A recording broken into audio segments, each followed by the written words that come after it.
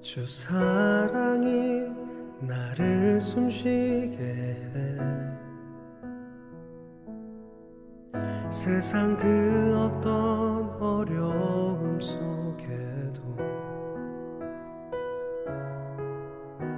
주 은혜로 나를 돌보시며 세상 끝날까지 지켜주시네.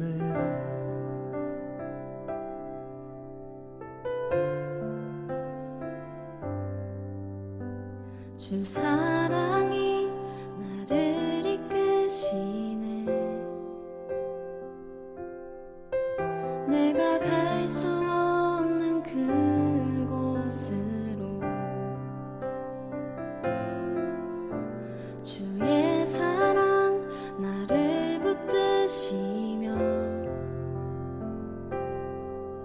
세상 끝날까지 인도하시네. 주님만이 내 아픔 아시며 주님만이 내 맘 어루만지네. 어느 누구도 나를 향하신 주님의 사랑을 끊을 수 없네.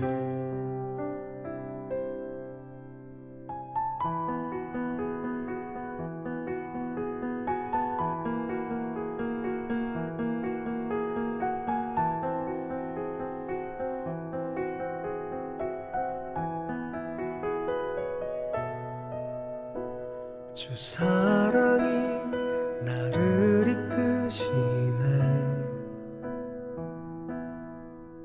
내가 갈 수 없는 그곳으로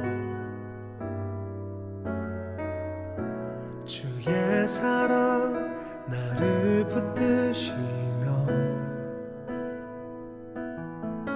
세상 끝날까지 인도하시네. 주님만이 내 아픔 아시며 주님만이 내 맘 어루만지네. 어느 누구도 나를 향하신 주님의 사랑을 끊을 수 없네. 주님만이 내 능력이시며 주님만이 나의 구원이시네. 어느 누구도 나를 향하신 주님의 사랑을 끊을 수 없네.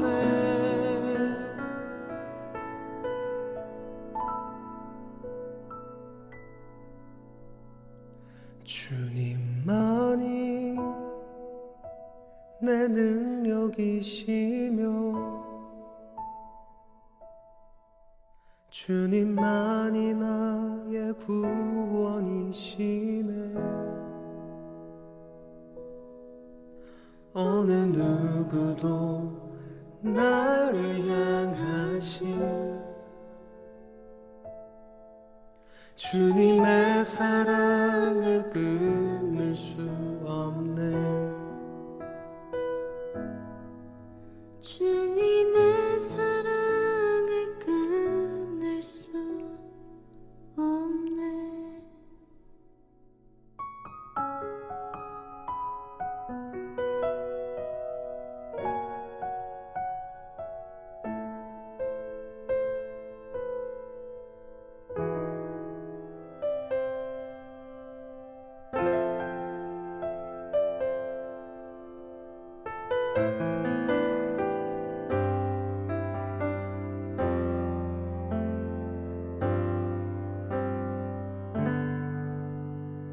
고단한 인생길 힘겨운 오늘도 예수 내 마음 아시네.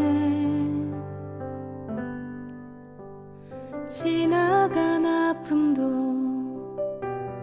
마주할 세상도 예수 내 마음 아시네. 고단한 인생길 힘겨운 오늘도 예수 내 마음 아시네. 지나간 아픔도 마주할 세상도 예수 내 마음 아시네. 믿음의 눈 들어 주를 보리. 이 또한 지나가리라. 주어진 내 삶의 시간 속에 주의 뜻 알게 하소서.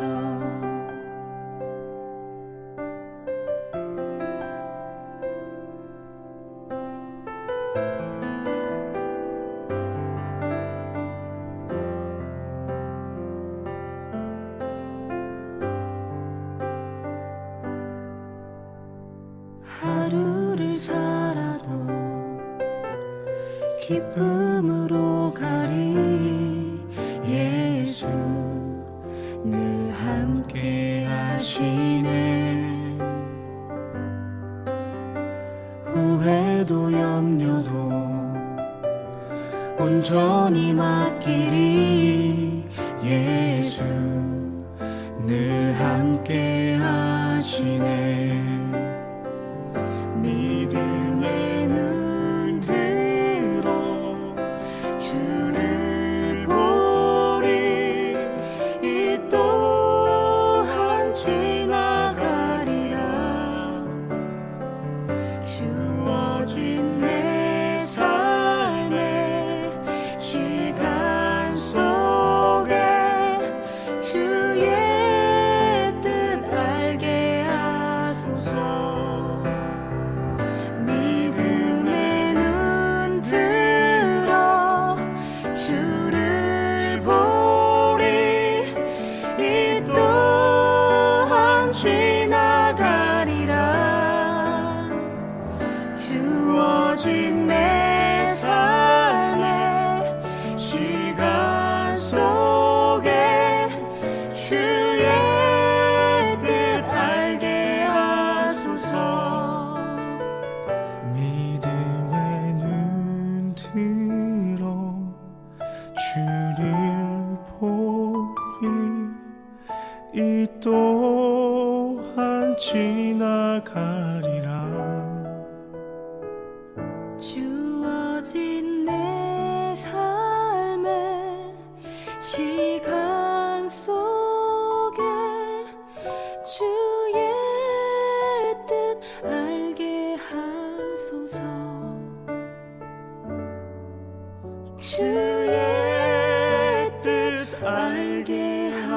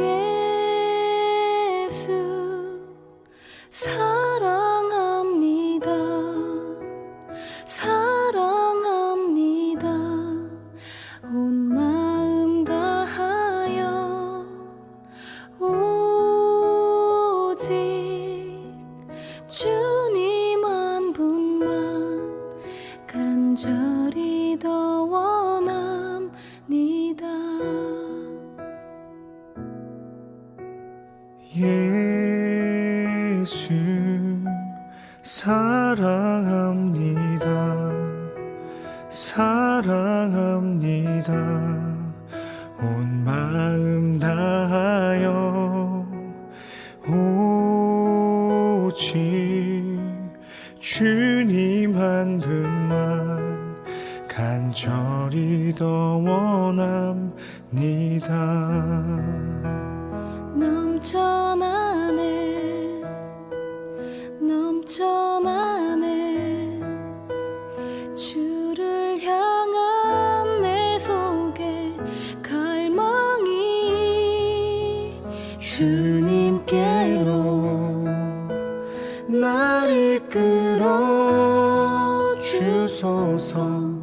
주님을 더 원합니다.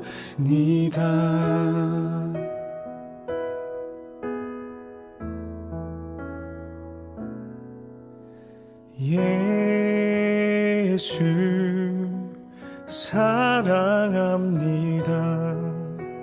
사랑합니다. 온 마음 다하여 오직 주님 한 분만 간절히 더 원합니다. 넘쳐나네 넘쳐나네 주를 향한 내 속에 갈망이 주님께로 날 이끌어 주소서. 주님을 더 원합니다. 넘쳐나네 넘쳐나네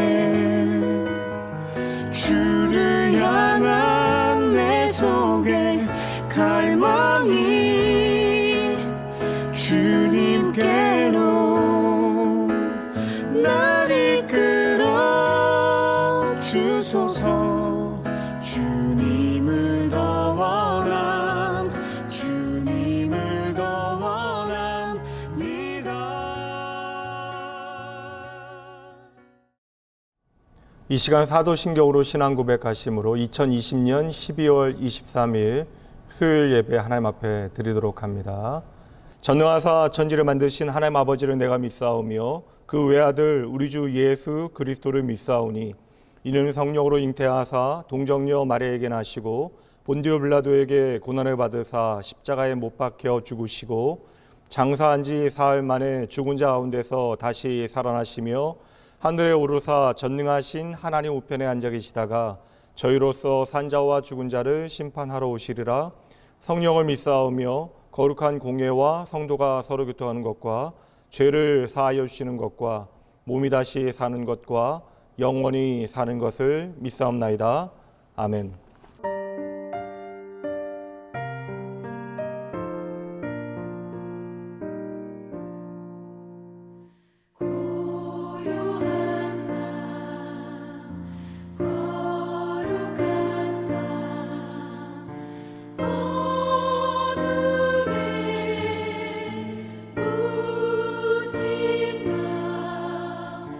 주의 부모하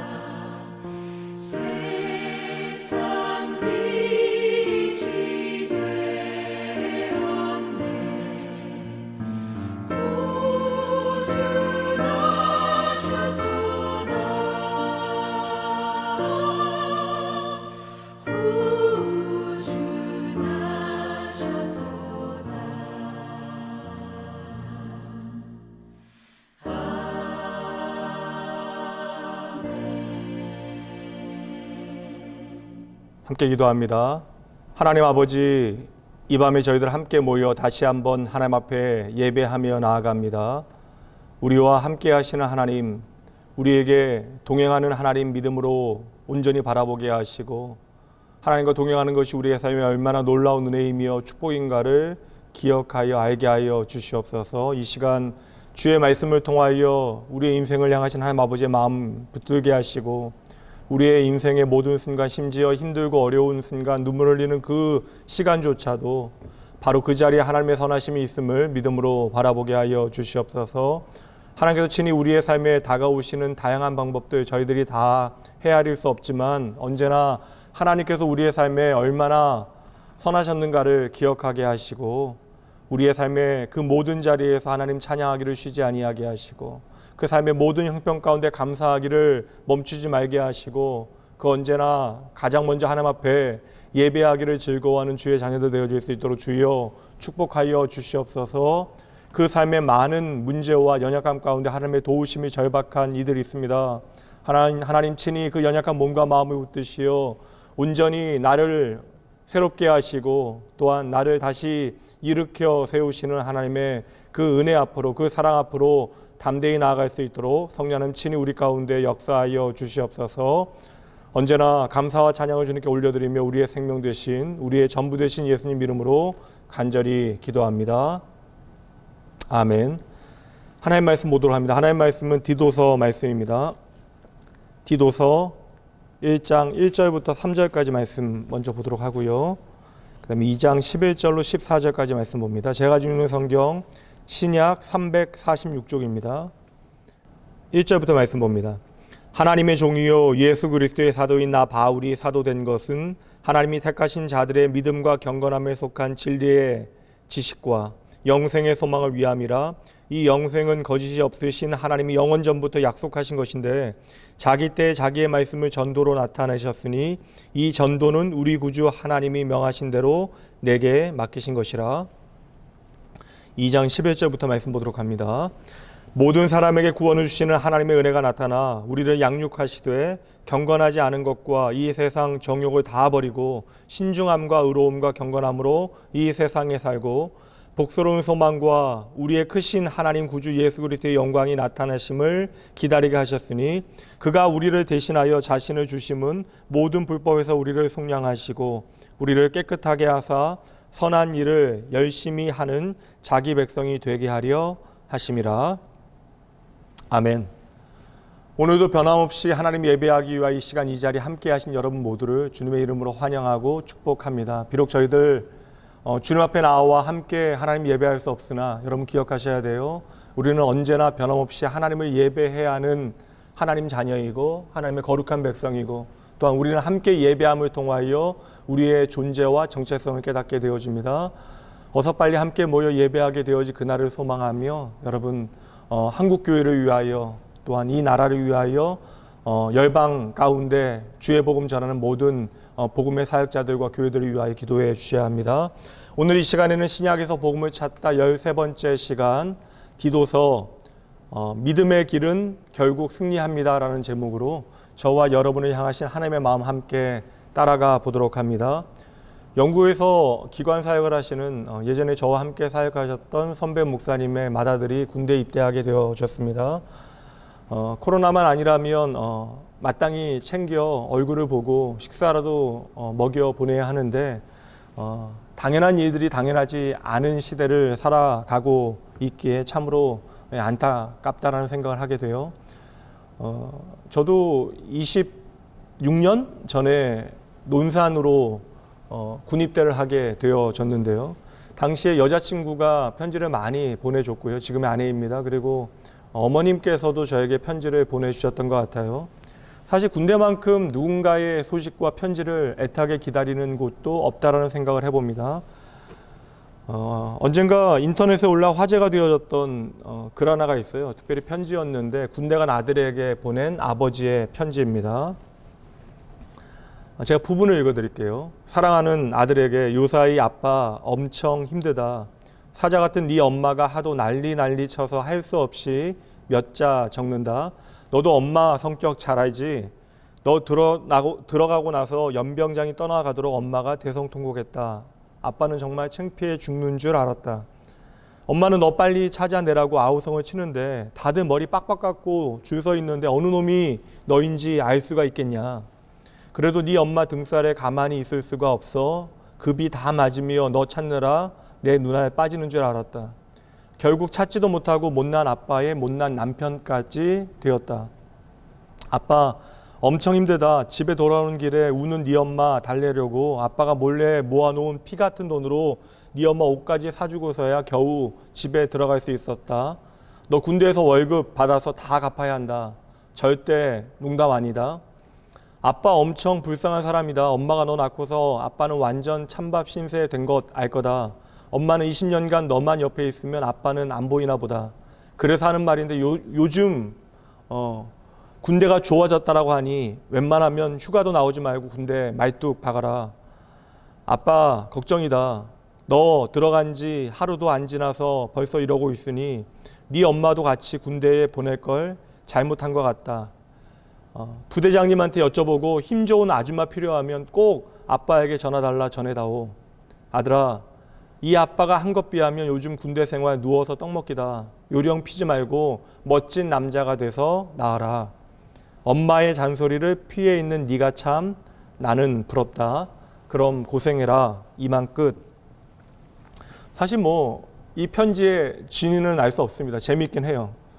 가장 마음이 약해 있을 때가 남자들은 그 나이 때 남자들은 군대 들어갔을 그 신병 시절일 것 같은데 그렇게 마음이 약해 있을 때 이런 아버지의 편지는 되레 힘이 되어지지 않을까라는 생각이 듭니다. 사실 아버지가 아들에게 편지를 쓰는 일은 아주 흔한 일은 아닙니다. 물론 감성적이고 자상한 아버지들이 있기는 하지만 보통은 아버지들이 아들에게 편지를 잘 쓰지는 않죠. 저도 생각해보면 아버지에게 편지를 받아본 적이 없는 것 같아요.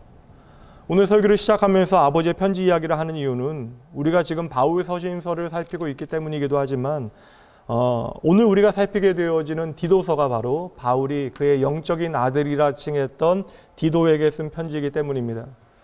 보통 아버지의 아들을 향한 편지는 그 아들의 길을 잘 안내하기 위한 목적으로 쓰여질 때가 많죠.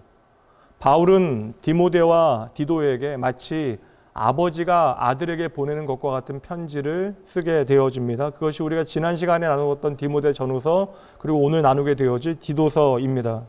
바울 사도는 진정 두 사람을 내 사랑하는 아들과 같이 여기며 이 편지를 쓰고 있는 것이죠. 특별히 오늘 말씀의 디도는 지중해 험한 섬, 그 당시에 크레타 섬에서 사역을 하게 되어졌는데 지금 바울 사도는 그 섬에서 사역을 하게 되어진 디도를 염려하고 또한 그가 믿음의 길을 잘 걸어가 주기를 바라는 마음에서 이 디도서를 남겨 놓은 것입니다.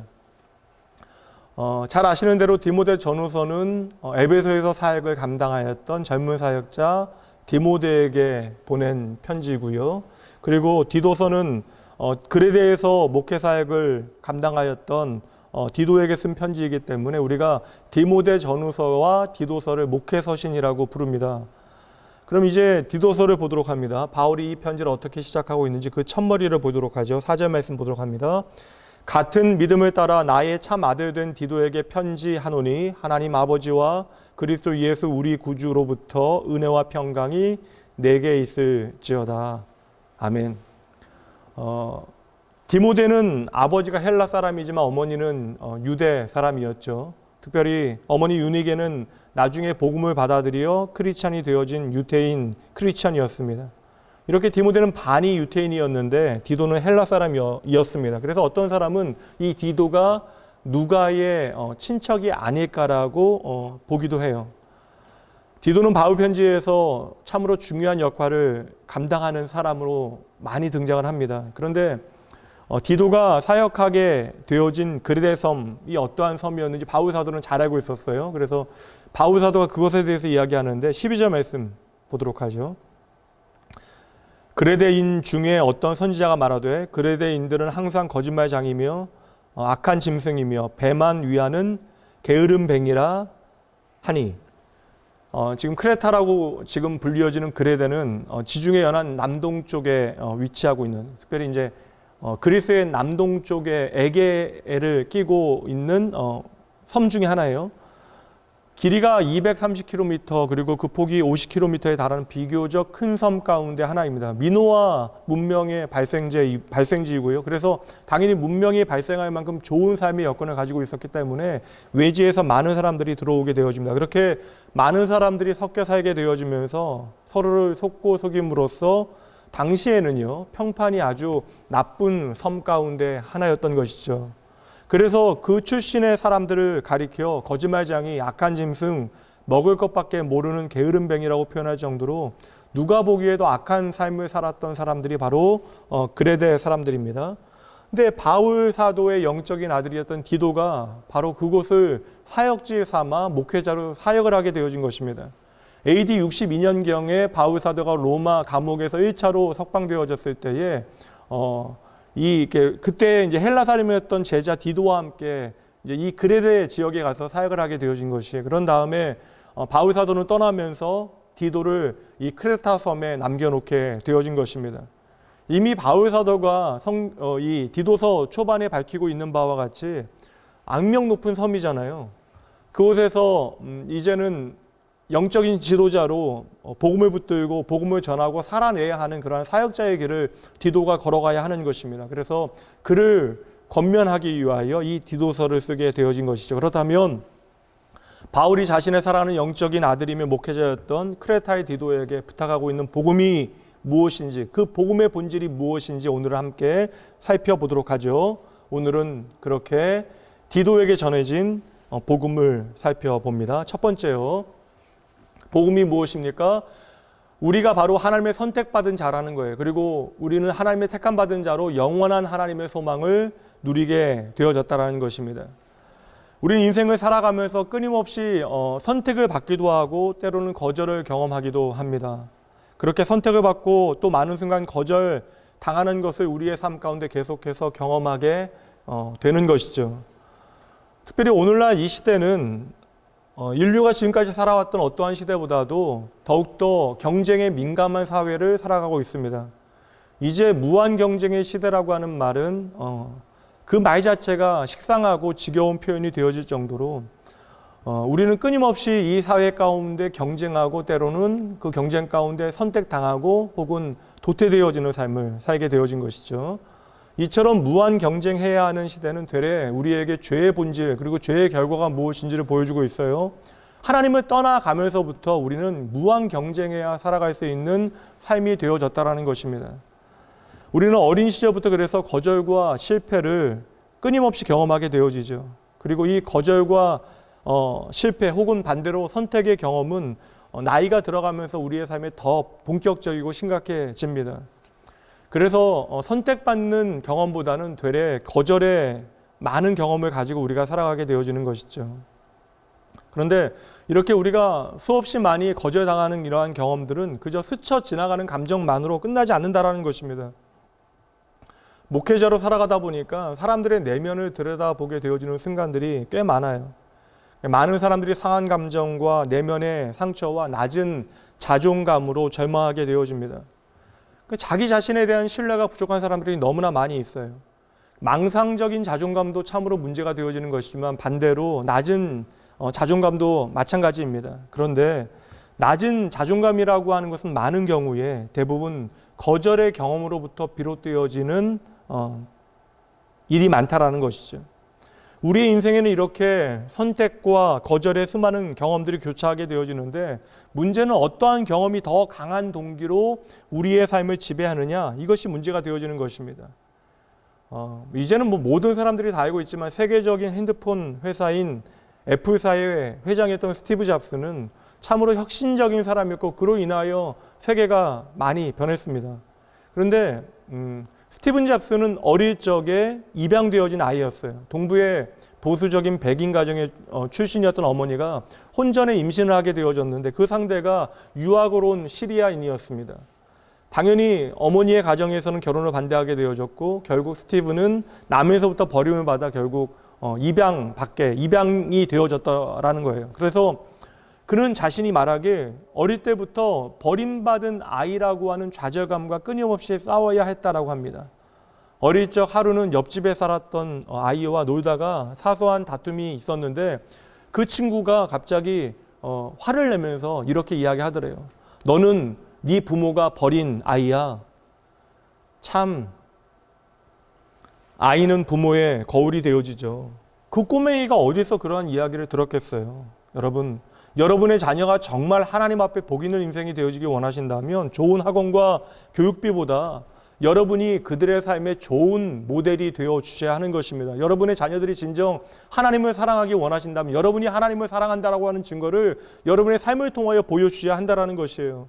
여러분의 자녀들이 진정 거룩한 하나님의 백성답게 구별되게 살아가기를 원하신다면 여러분이 먼저 구별된 하나님 백성의 삶의 가치를 보여주셔야 하는 것이죠. 여러분의 자녀들이 진정 주의 몸된 교회를 사랑하기 원하신다면 자녀가 잠자리에 들었다 할지라도 교회에 대한 안 좋은 이야기를 자녀 앞에서 하시면 결코 안 됩니다. 너는 부모가 버린 아이라고 하는 말을 듣고 아무 말도 하지 못하고 울면서 집으로 들어왔는데 그의 양부모님들이 모든 상황을 파악한 다음에 스티브를 안고 울음을 그치기를 기다렸다가 아이의 눈을 똑바로 쳐다보면서 천천히 그리고 분명히 이렇게 말했다라고 이야기해요. 스티브, 이것만큼은 네가 꼭 기억해야 한다. 너는 우리가 많은 아이들 중에서 가장 소중하게 선택한 최고의 아들이란다.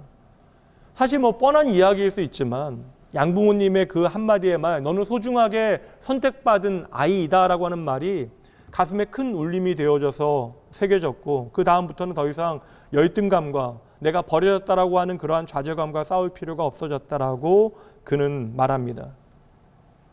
성도 여러분, 세상의 사람들도 이러한 특별한 관계 가운데 이러한 특별한 경험을 하게 되어지는데요. 이러한 시간들을 통해 자존감이 회복되어지고 전혀 다른 가치관을 갖고 살아가게 되어지는데 그렇다면 예수를 믿고 영원한 생명을 얻게 되어지고 이제는 하나님의 자녀가 되어진 그리스도인이 되어진 저와 여러분이 여전히 인생의 여러 상처와 인생의 거절감을 극복하지 못하고 살아간다라고 하는 것은 어찌 보면 너무나 안타까운 일이 되어지는 것입니다. 그럼에도 오늘 여전히 우리가 낮은 자존감으로 신음하며 살아가고 있다면 우리가 반드시 확인해야 하는 중요한 영적인 진리, 사실이 있습니다. 여러분 꼭 기억하셔야 돼요. 저와 여러분은 하나님께서 영원 전부터 선택하신 아주 소중한 존재라고 하는 사실을 여러분 꼭 기억해 주셔야 합니다. 이것이 성경이 우리에게 말씀하고 있는 우리의 존재에 대한 진리가 되어지는 거예요.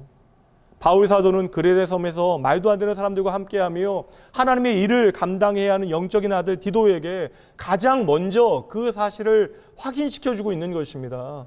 오늘 말씀 처음 다시 보도록 하죠. 1장 1절부터 봅니다. 하나님의 종이요 예수 그리스도의 사도인 나 바울이 사도된 것은 하나님이 택하신 자들의 믿음과 경건함에 속한 진리의 지식과 영원의 소망을 위함이라. 이 영생은 거짓이 없으신 하나님이 영원 전부터 약속하신 것인데 자기 때에 자기의 말씀을 전도로 나타내셨으니 이 전도는 우리 구주 하나님이 명하신 대로 내게 맡기신 것이라. 바울 사도는 영원 전부터 하나님께서 우리를 택하여 주셨다라고 말하고 있는 거예요. 여러분, 이것은 인간의 언어나 인간의 경험이나 인간의 생각에 담길 수 없는 참 신비한 영역입니다.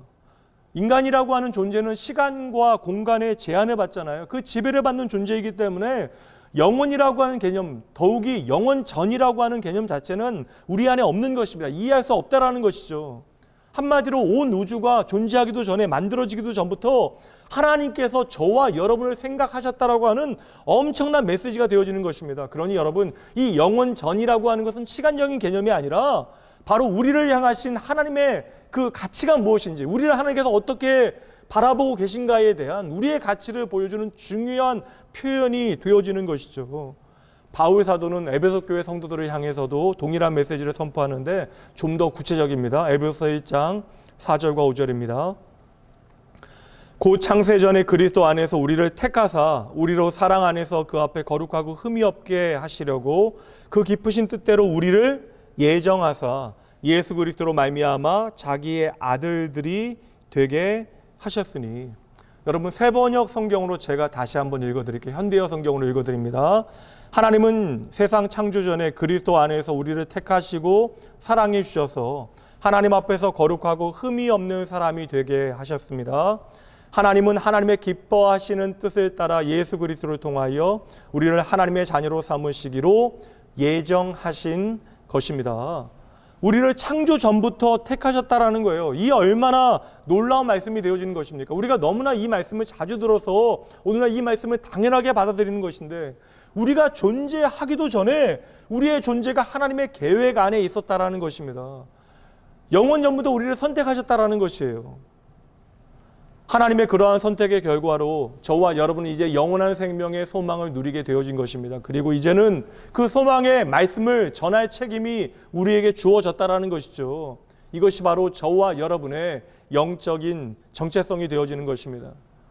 바울 사도는 믿음의 아들 되어진 디도에게 복음의 말씀을 전하고 있는 거예요. 그 복음의 말씀으로 격려하고 있는 것입니다. 바로 우리가 이렇게 전능하신 크신 하나님에 의하여 영원 전부터 선택받은 자로 영생의 소망을 갖게 되어졌다. 그러니 눈에 보이는 것에 쉽게 마음 빼앗기지 말고 지치지 말라라고 말씀해 주고 있는 것이죠. 마찬가지입니다. 여러분도 기억하셔야 돼요. 우리는 하나님께서 택하셨기 때문에 하나님으로부터 시작되어지고 결국 하나님께로 돌아가는 존재입니다. 여러분의 존재의 그러한 의미를 깨닫고 그 정체성을 기억하고 언제나 하나님 앞에 살아가시는 여러분 모두가 되어주시길 주님의 이름으로 축복합니다. 두 번째요, 바울 사도가 디도에게 전하고 있는 복음의 메시지는 바로 우리가 경건한 인생으로 날마다 양육되어 성장할 수 있다, 그렇게 자라날 수 있다라고 말씀하고 있는 것입니다. 여러분, 복음의 핵심은 뭐예요? 결국 저와 여러분이 구원을 경험하는 거예요. 하나님의 구원을 누리는 것입니다. 다시 말해 하나님의 은혜를 경험하는 것이 바로 복음의 핵심이 되어지는 거예요. 에베소 말씀 다시 한번 보도록 하죠. 에베소 2장 8절과 9절입니다.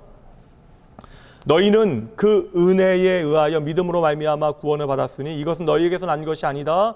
하나님의 선물이다. 행위에서 난 것이 아니니 이는 누구든지 자랑하지 못하게 함이라. 은혜라고 하는 것이 무엇이에요, 여러분? 은혜라고 하는 것은 받을 자격 없는 자들에게 베풀어지는 호의를 말하는 거예요. 그러니까 받을 자격이 없는데 하나님의 무조건적인 사랑이 우리에게 주어졌다. 이것이 바로 은혜가 되어지는 것입니다. 이러한 하나님의 은혜로 구원받은 사람들이 바로 저와 여러분이 되어지는 것이죠. 우리로부터 시작되어진 것이 아니기 때문에 우리가 자랑할 이유가 없다라는 것입니다. 바울 사도가 이 사건에 대하여 디도서에서 어떻게 표현하는지 보도록 할게요. 2장 11절입니다. 모든 사람에게 구원을 주시는 하나님의 은혜가 나타났다. 아멘. 그렇다면 여러분, 이 놀라운 은혜를 우리가 받았다고요. 하나님의 은혜로 하나님의 자녀가 되어지고 영원한 생명을 누리게 되어졌는데, 이 놀라운 은혜를 받은 이후에 우리가 기대할 수 있는 일이 무엇인가? 바울 사도는 이어지는 말씀 12절에서 이렇게 말씀합니다. 보세요.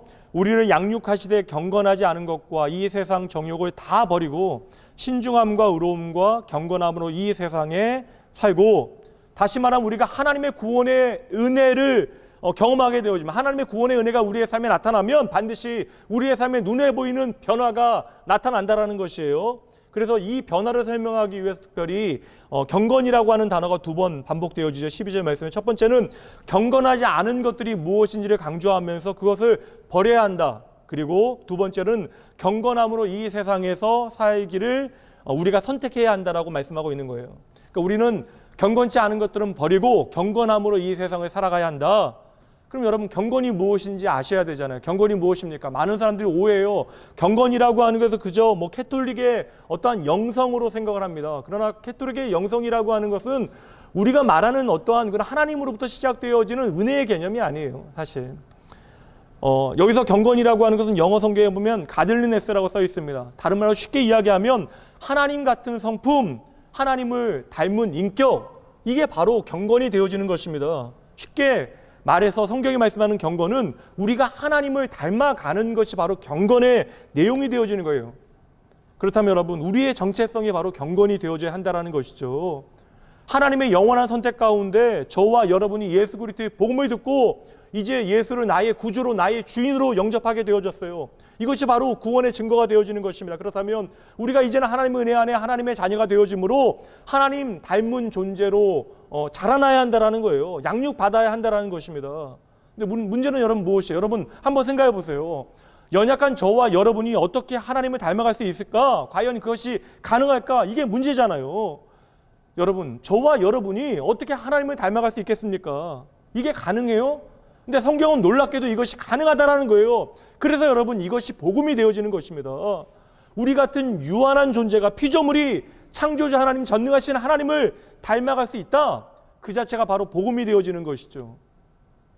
그래서 여러분 2장 11절 말씀의 주어가 하나님의 은혜예요. 그러니까 하나님의 은혜로 우리가 구원을 받게 되어진 것입니다. 근데 이어지는 2장 12절의 주어도 하나님의 은혜입니다. 하나님의 은혜로 우리가 구원받았고 또 하나님의 은혜로 우리로 하여금 경건하지 않은 것 버리고 세상 정욕 다 버리고 이제로 우리가 하나님의 자녀답게 경건하게 살아갈 수 있도록 하나님의 은혜가 우리를 붙들고 도와주신다라는 것입니다. 그러니 구원받은 것도 하나님의 은혜, 우리가 우리의 삶의 자리에서 이제 양육받고 성장하게 되어지는 것도 다 하나님의 은혜. 이 두 가지가 다 하나로 합쳐지는 거예요. 엄밀히 말하면 이 두 가지가 다 하나님의 구원의 영역이 되어지는 것입니다. 성도 여러분, 실제로 아이가 태어나서 자라게 되어질 때 오랜 세월 부모의 양육과 사랑을 받아야 합니다. 그것을 의지해야 하는 것이죠. 마찬가지로 영적으로 거듭나게 되어진, 다시 태어나게 되어진 저와 여러분은 나를 기르시고 자라시게 하시는 하나님의 사랑과 은혜를 의지해야만 돼요. 의지하지 않으면 우리는 살아갈 수 없는 존재입니다. 구원받을 때 저와 여러분이 한 일이 있어요? 없잖아요. 그러니까 우리가 자랑할 수 없는 것입니다.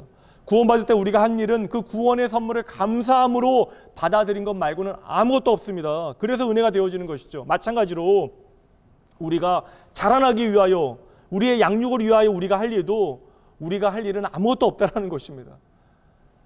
우리의 성장과 성숙을 도우시는 하나님의 은혜와 사랑의 손길을 감사함으로 받아들이기만 하면 되는 것이에요. 물론 여기에서 우리가 동참해야 되는 부분이 분명히 있긴 합니다. 그러나 우리의 영적인 성숙과 성장은 우리가 애써 결단하고 결심하고 내가 성장해야지, 내가 자라나야지 해서 가능한 것이 아니라 오늘 나의 성장을 나보다 더 애타게 바라시고 원하시는 하나님께서 열심히 우리를 도와주시기에, 오늘도 은혜로 우리의 삶에 함께 하시기에 우리는 자라게 되어지는 것입니다. 그러니 오늘 우리가 나를 자라게 하시는 하나님의 은혜의 손길을 감사함으로 받아들일 때 우리는 날마다 성장하게 되어지는 것이죠. 간단하게 말씀드릴게요.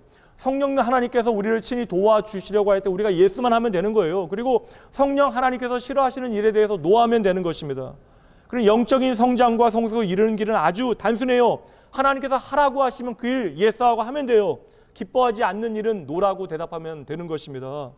그래서 실제로 2장 12절 말씀을 영어 성경 NIV에서는 어떻게 번역해 놓았냐면요, 경건하지 않은 일에 대하여 say no, 노라고 대답해라. 그러니까 하나님을 닮아가지 못하는 일에 대하여, 그러니까 하나님을 닮아가는데 방해가 되어지는 일에 대하여 노라고 대답하라고 말씀하고 있는 것입니다. 원리는 아주 단순하고 분명하잖아요. 하나님께서 기뻐하시는 일에는 yes, 그리고 하나님께서 싫어하시는 일에는 no 하면 된다는 것입니다. 아이들이 철이 든다는 건 뭐예요? 아이들이 철이 든다는 것은 이제는 부모의 마음이 무엇인지를 헤아리기 시작했다는 거예요. 우리가 하나님의 말씀을 통하여 하나님의 마음을 헤아리기 시작하면, 그래서 하나님의 기쁨이 되어지는 일에는 이제 예스하게 되어지는 것이고 하나님이 미워하시는 일에 대해서 노하게 되어지는 것입니다. 근데 문제는 무엇입니까? 오늘도 우리가 철이 들지 않아서 자꾸만 그와는 반대로 행한다라는 것이죠. 말은 아닌데 우리가 살아가는 삶의 이야기는 하나님께서 기뻐하시는 이야기에 도리어 노하거나 미루거나 반대로 하나님께서 싫어하시는 일에 계속해서 예스하며 그것을 즐거워하는 것이 오늘 우리의 진짜 문제가 되어지는 것이고, 그래서 우리는 오늘도 자라지 못하는 것입니다. 다시 여기까지 정리해 볼게요. 하나님을 닮아가는 것이 경건입니다. 그래서 오늘 우리에게는요, 하나님의 마음을 헤아릴 수 있도록, 하나님을 닮아가려면 하나님의 마음을 알아야 되는데 하나님의 마음을 헤아리기 위해서 우리에게 말씀이 필요한 거예요. 진정 하나님께서 기뻐하시는 일에 예스하고 하나님께서 미워하시는 일에 노하기 위해서 오늘도 그래서 우리는 하나님의 말씀을 통하여 하나님의 마음을 차근차근 배워가야 하는 것입니다. 여러분, 왜 이것이 우리에게 복음이 되어집니까? 여러분 잘 생각해 보세요. 우리가 하나님을 닮아가는 것이 버겁다라고만 생각하지 마십시오. 우리는 아예 하나님 곁으로도 갈 수 없는 존재, 하나님과 영원히 단절되어진 존재인데 오늘 우리가 하나님을 닮아갈 수 있다라고 하는 것은 이것이 바로 예수 그리스도를 통하여 우리가 하나님의 자녀가 되어졌다는 증거가 되는 거예요. 복음이 무엇입니까? 복음은 오늘 우리가 하나님의 은혜로 경건한 인생으로 양육되어질 수 있다, 경건한 인생으로 자라날 수 있다라는 것을 보여주고 있는 것이에요. 그러니 여러분, 하나님의 은혜 붙들고 날마다 자라나셔야 합니다. 하나님이 원하시는 모양대로 여러분 하나님 닮은 모양으로 조금씩 성장해 나가야 되는 거예요. 그래서 오늘 여러분의 존재와 삶이 진정 하나님의 기쁨이 되어지셔야 하는 것입니다. 그렇게 날마다 나를 구원하신 하나님의 놀라운 은혜 앞에서 날마다 그 말씀으로 인하여 하나님의 마음 헤아려 자라나는 여러분 모두가 되어지시길 주님의 이름으로 축복합니다. 세 번째요, 디도에게 전하고 있는 바울 사도의 복음이 무엇입니까? 우리는 다시 오실 예수님을 영광 가운데 기다리며 살아갈 수 있다는 것입니다. 흔히들 예수님의 재림이라고 이야기하게 되어지면 곧바로 광신적인 어떠한 시한부 종말론을 떠올리게 되어집니다. 항상 시대가 어지러울 때마다 시한부 종말론자들이 극성을 부리게 되어졌어요. 그리고 성경이 말씀하지 아니하는 신앙의 형태를 가지고 나오는 사람들이 많아집니다. 그러나 여러분 반드시 기억하셔야 돼요. 그래서 여러분 우리의 삶에는 언제나 하나님의 말씀이 성경이 필요한 것입니다. 우리의 삶의 기준은 말씀이 되어져야 하는 것이죠. 성경이 가르쳐주지 않은 그 모든 종말론은 그래서 다 가짜가 되어지는 것입니다. 거기에 어떠한 능력이 나타나도 다 마찬가지예요. 바울 사도는 디도에게 그리스도께서 다시 오시는 그러한 사건에 대하여 교훈하게 되어지는데 2장 13절 말씀 보도록 합니다. 복스러운 소망과 우리의 크신 하나님 구주 예수 그리스도의 영광이 나타나심을 기다리게 하셨다. 여기서 중요한 표현들이 3개 나오네요. 복스러운 소망, 그리고 그리스도의 영광, 그리고 기다렸다, 기다린다라고 하는 표현입니다. 여러분 이것은 참으로 진실이에요. 사실입니다. 예수 그리스도의 재림은 믿는 저와 여러분에게 복스러운 소망이 되어져야 되고 영광스러운 사건이 되어져야 되고 가슴 설레면서 기다려야 할 기다림이 되어져야 하는 것입니다. 그런데 믿는 저와 여러분이 예수님의 재림을 두려움으로 바라본다면 그것은 뭔가 문제가 있는 것이죠. 우리가 무언가를 오해하고 있는 것입니다. 그날은 마치 사랑하는 연인의 재회의 날을 기다리는 그것과 마찬가지로 그렇게 간절히 기다리는 것이 바로 예수님의 재림의 사건이 되어져야 하는 것이죠. 왜요? 그날에 하나님의 구원이 완성되어지기 때문에, 그날에 우리가 하나님을 온전히 닮아지게 되어지기 때문에 그러한 것입니다. 오늘 우리가 이 땅을 살아가면서 경험하게 되어지는 모든 악한 일들, 그런데도 불구하고 우리는 무엇이 진실인지 무엇이 진리인지를 알지 못합니다. 한없이 흔들리고 있는 것이죠. 더할 수 없이 많은 정보들을 우리는 찾고 누리게 되어지는데, 근데 그 많은 정보들 가운데 무엇이 진실인지 제대로 알기 어려운 시대를 살아가고 있습니다. 그래서 이 땅의 인생들은 오늘도 그 가운데 신음하며 살아가는 것이죠. 인류 역사 가운데 모든 불법과 불의와 부정과 부조리, 그리고 모든 더러운 것, 하나님을 떠난 죄의 흔적들이 완전히 사라지게 되어지는 날, 그날이 바로 예수님께서 재림하시는 날, 다시 오시는 날이라는 거예요. 그러므로 오늘 저와 여러분도 초대교회 성도들처럼 마라나타 주 예수여 오시옵소서, 그날을 기뻐하며 간절히 고대하고 갈망해야 하는 것입니다. 그렇다면 예수를 기다려야 하는, 소망 중에 기다려야 하는 저와 여러분 어떻게 기다려야 합니까? 이어지는 말씀 14절입니다. 그가 우리를 대신하여 자신을 주심은 모든 불법에서 우리를 속량하시고 우리를 깨끗하게 하사 선한 일을 열심히 하는 자기 백성이 되게 하려 하심이라. 아멘. 뭐라고 이야기하고 있어요? 우리는 예수의 재림을 기다리는 사람들인데 예수님이 다시 오실 때까지 선한 일을 열심히 하는 하나님의 백성이 되어져야 한다라고 말씀하고 있잖아요. 근데 여러분 여기 선하다라는 표현은 제가 여러 번 여러분들에게 정리해 드렸습니다. 선하다라는 것은 창세기로부터 말씀하는 바 하나님의 성품이에요. 선함은 하나님으로부터 비롯되어지는 하나님의 성품입니다. 그러니 여러분 하나님으로부터 비롯되어지는 것만이 선한 것입니다. 예수님의 이름을 입으로만 외치는 것이 아니라 내가 살아가는 자리에서 하나님 백성답게 살아가는 것, 선한 하나님을 닮아가는 증거를 드러내는 것, 한마디로 맡기신 사명을 끝까지 잘 감당해야 한다라는 말씀이 됩니다. 바울 사도는 마지막으로 디모데에게 바로 이것이 하나님의 나라를 이 땅에 완성하는 길이다라고 가르칩니다. 불법한 세상 가운데 하나님의 법을 따라 살아가게 되어지고 악한 세상에서 하나님의 뜻대로 선한 일에 몰두하며 살아가면 된다. 이것이 바로 주님을 기다리는 자의 삶의 모습이 되어져야 한다. 바울은 말씀합니다. 물론 여러분 이것은 쉽지 않아요. 그러나 이 모든 것이 여러분 쉬워지는 순간이 있습니다. 언제예요? 주님께서 반드시 오신다는 사실을 믿는 것이죠. 그리고 이 모든 일의 재판장이 바로 하나님이심을 우리가 기억하면 되는 것입니다. 여러분 믿으셔야 돼요. 저와 여러분은 더 이상 이 세상 가운데 억울해야 할 필요가 없는 인생입니다. 그러니 세상에 눈치 보지 마세요. 기죽지 마십시오. 하나님의 사랑으로 오직 소망과 믿음의 증거자가 되어주시면 되는 것입니다. 저와 여러분 세상 사람들이 살아가는 것만큼만 사는 존재가 아니에요. 남들이 다 하는 것 도리어 안 해야 되는 사람들이 저와 여러분입니다. 하나님의 백성이면 하나님의 자녀이기 때문에 그러한 것이죠. 이 세상 그저 눈에 보이는 법에 걸리지 않으면 되는 것입니다. 그러나 저와 여러분은 하나님의 법대로 하나님의 불꽃 같은 눈앞에서 살아가야 하는 인생이잖아요. 그러니 여러분 우리는 세상을 눈치 보며 살아가야 할 것이 아니라 우리 안에 임마누엘 하신 하나님 눈치 보며 살아가야 하는 사람, 더불어 하나님의 말씀을 따라 살아가야 하는 존재가 되어지는 것이죠. 왜요? 우리가 하나님의 백성이니까요. 내 삶에 하나님이 가장 중요한 분이시기 때문에 그러한 것입니다. 그러니 저와 여러분의 삶의 결론은 세상의 업적에 달려있지 않은 것입니다. 열심히 살아 이 땅 가운데 많은 것들을 이루고 누리는 것 중요합니다. 그를 통하여 많은 사람들을 복되게 하는 것 중요한 일이에요. 그러나 우리의 삶의 마지막 결론은 날마다 일상 가운데 진실하게 말씀대로 살아가는 거예요. 그래서 하나님이 오실 그날까지 우리가 하나님 닮아가는 성실한 믿음의 삶을 잘 살아내는 것, 이것이 바로 우리의 삶의 결론이 되어져야 하는 것입니다. 사도 바울은 예수님의 재림에 대하여 오해가 있었던 데살로니가 교회에게 분명히 이것을 교훈하였습니다. 데살로니가 전서 5장 9절부터 말씀 보도록 할게요. 하나님이 우리를 세우심은 노하심에 이르게 하심이 아니요 오직 우리 주 예수 그리스도로 말미암아 구원을 받게 하심이라. 예수께서 우리를 위하여 죽으사 우리로 하여금 깨어있든지 자든지 자기와 함께 살게 하려 하셨느니라. 그러므로 피차 권면하고 서로 덕을 세우기를 너희가 하는 것 같이 하라. 여러분 바로 이것이죠.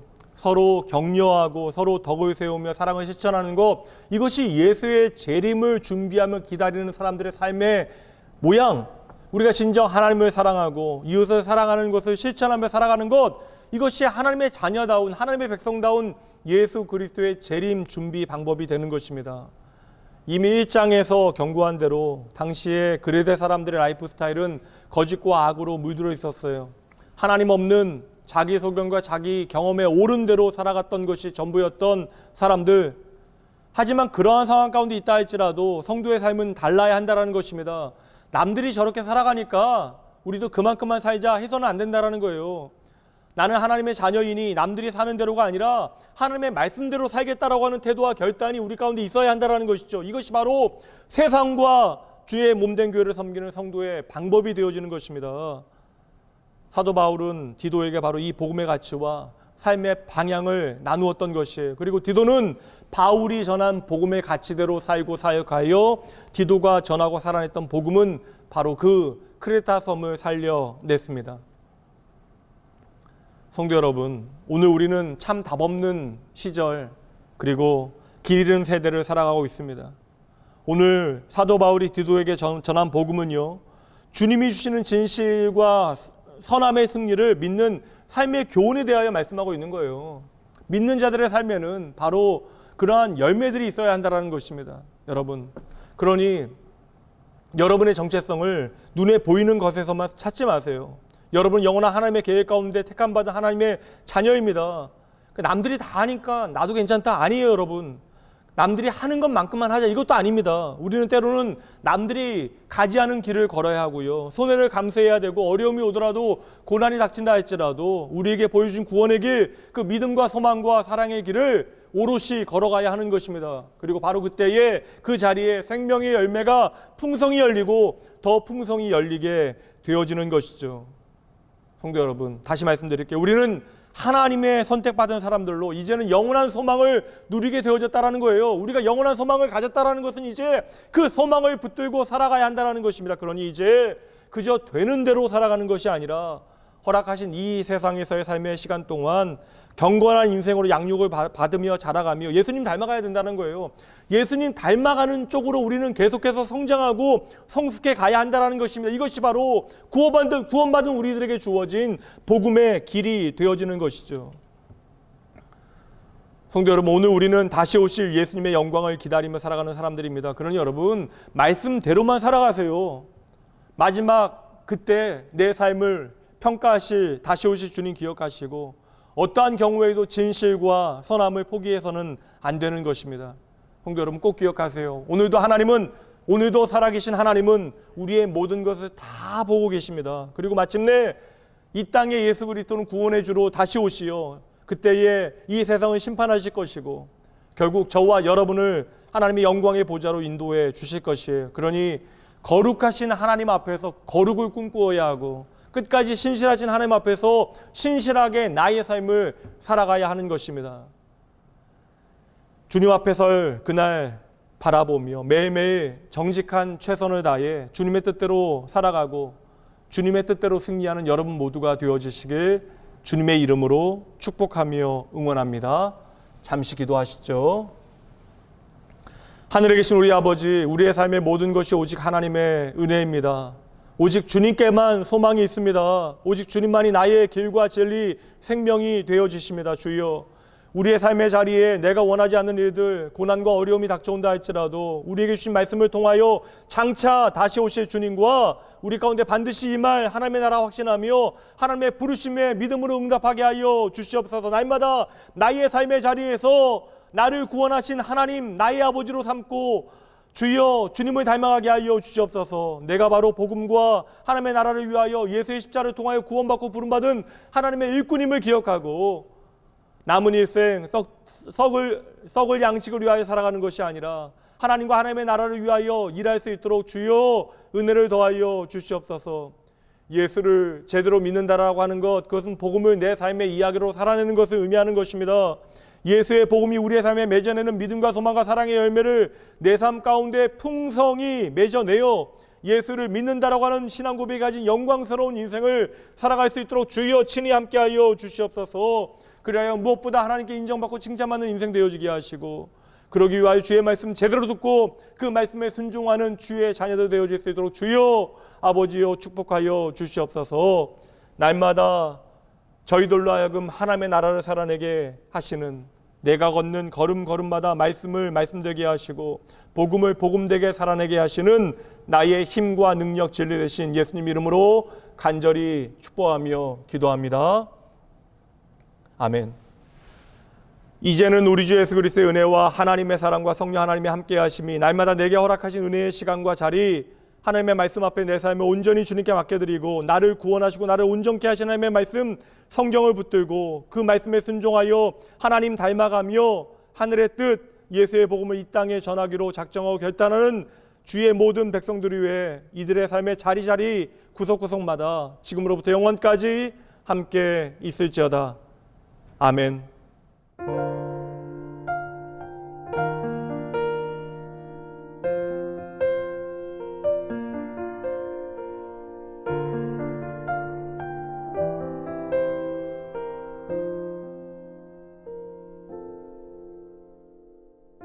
이 땅의 내 삶이 비록 버겁더라도 주님의 선하심 난 믿으며 가리. 이 작은 자통에 주가 이뤄가시니 감사로 사는 삶 나 살기 원하네. 내 삶의 시간 속에 주 일하시네. 내 모든 여정 속에 함께 하시네. 깊고도 크신 주의 영광을 나 보리라. 위대하신 주 나는 주님께 속한 자 되어 주의 나라 위에 전심으로 살리라. 주의 마음에 합한 자 되어 맡기신 소명 이루리.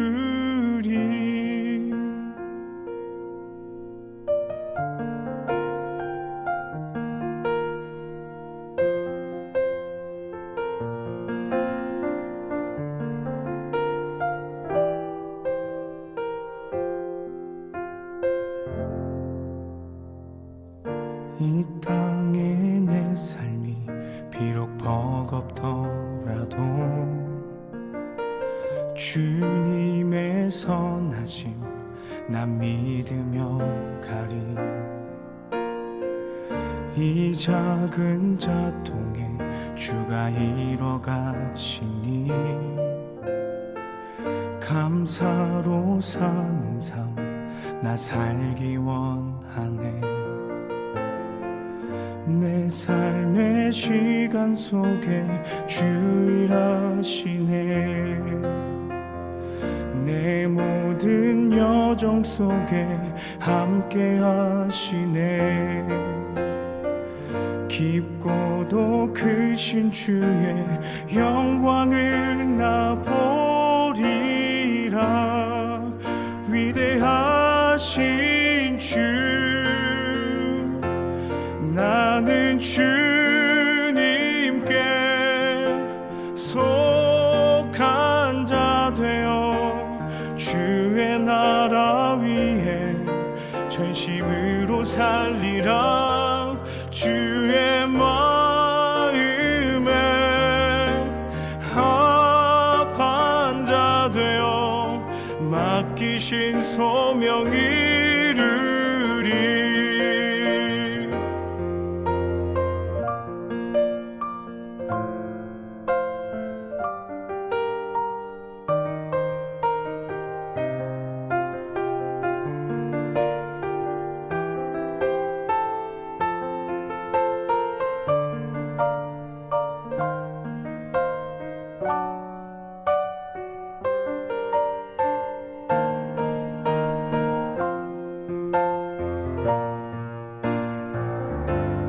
나는 주님께 속한 자 되어 주의 나라 위에 전심으로 살리라. 주의 마음에 합한 자 되어 맡기신 소명 이루리. 나는 주님께 속한 자 되어 주의 나라 위에 전심으로 살리라. 주의 마음에 합한 자 되어 맡기신 소명 이루리. 맡기신 소명 이루리.